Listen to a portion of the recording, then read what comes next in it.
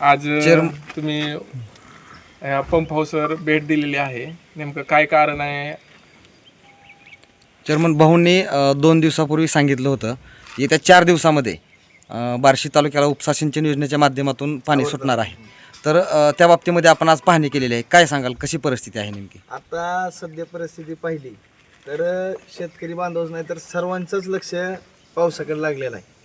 कारण माझ्या माहितीप्रमाणे गावोगावी जर माहिती घेतली तर प्रत्येक गावगणिक 70%, 60%, 75% पेरण्या झालेल्या आहेत आणि शेतकरी बांधव हा पूर्णपणे पावसाची वाट पाहत आहे. पावसाने पाठ फिरवल्यामुळं सरकार हे शेतकऱ्यांच्या पाठीशी आहे. गेल्या 2 दिवसाखालीच भाऊंनी सांगितलं होतं की जेवढं काय आपल्याला उजनी धरणातून पाणी सोडता येईल त्याच्यासाठी प्रयत्नशील भाऊ आहेत आणि येत्या 4 ते 5 दिवसात हे पाणी आपल्या बार्शीच्या उपळाई ठोंग्यामध्ये येईल आणि त्याच्यासाठीच पूर्वतयारी म्हणून आम्ही सर्व टीम या रिदुरेच्या पंप हाऊसवर मोटरा किंवा जे काही सर्व सामग्री असेल की ज्याच्या माध्यमातून पुढे पाणी आपल्या बार्शीमध्ये येणार आहे त्यासाठी पूर्वतयारीचं नियोजन करण्यासाठी आम्ही इथं पंप हाऊसवरती भेट देण्याकरता आलो होतो.